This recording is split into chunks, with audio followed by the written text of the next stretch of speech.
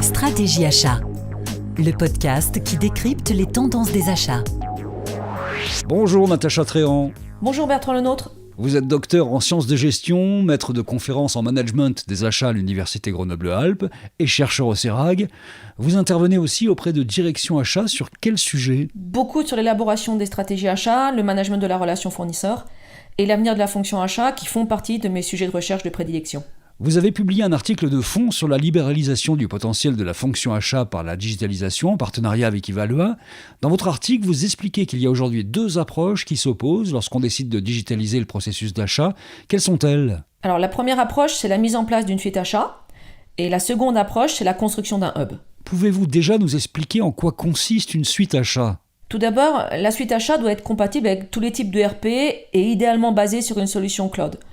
Pour faire simple, elle va en quelque sorte venir au-dessus de vos autres outils et elle va pouvoir récupérer toutes les données pertinentes, même lorsque vous avez des ERP différents au sein de votre entreprise. Elle va permettre de centraliser des données, des processus disparates qui jusqu'à présent étaient traités dans différentes applications, différents tableurs, différentes bases de données. Et en fait, tout cela au sein d'une seule plateforme unifiée, intégrée, qui va permettre d'avoir une meilleure visibilité sur l'ensemble de vos dépenses, de vos fournisseurs, des stocks, des contrats, etc. Alors, son implémentation, elle nécessite de travailler sur la gouvernance des données, c'est vraiment essentiel, sur leur mise en qualité, tout ce qui concerne le dédoublonnage, la codification, la consolidation, et elle va nécessiter la constitution d'un référentiel unique, c'est ce qu'on appelle le Primary Master Data. Et en fonction des besoins, différents modules peuvent être implémentés, le module Source to Contract, Supplier Relationship Management ou encore Procure to Pay. Vous pouvez même tout implémenter pour avoir une vision systémique. Vous expliquez de façon détaillée dans votre article les avantages et les inconvénients des sujets. Est-ce que vous pouvez juste nous proposer quelques éléments de recommandation ? Tout d'abord, choisissez une suite qui propose des configurations par secteur. Par exemple, manufacturing, santé, télécom. Pourquoi ? Parce que le ROI sera beaucoup plus rapide et vous bénéficierez des bonnes pratiques de votre secteur. Ensuite, optez pour une suite avec un écosystème ouvert qui va permettre ce qu'on appelle les plugins. Ça veut dire que vous pourrez ainsi connecter votre suite à certaines applications intéressantes, comme RiskMethod par exemple ou Dun & Bradstreet. Et à mon sens, cette opérabilité, c'est vraiment un enjeu clé demain, car on ira de plus en plus vers des maillages de plateformes, d'applications, d'outils. Et puis surtout, votre entreprise, elle pourra bénéficier du meilleur des suites et des applications. Lorsqu'on décide de digitaliser les achats, vous expliquez qu'il y a aussi une seconde approche avec la mise en place d'un hub ? Oui, un hub sert de point d'intégration à une myriade d'applications. Et chaque application est dédiée à un usage spécifique. Par exemple, l'automatisation des paiements, ou la gestion des contrats, ou l'achat d'intérim. Et ces applications, elles se connectent les unes aux autres grâce à des interfaces de programmation ou des systèmes d'orchestration. Pour cette approche, Natacha, quels sont les points d'attention selon vous ?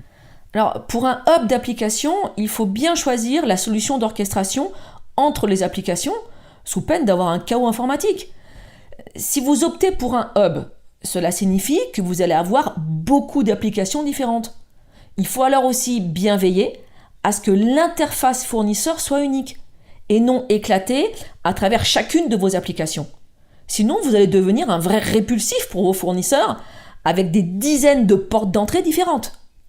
Enfin, pensez bien que si c'est facile de désinstaller une application sur votre smartphone, dans un usage entreprise, c'est beaucoup plus compliqué.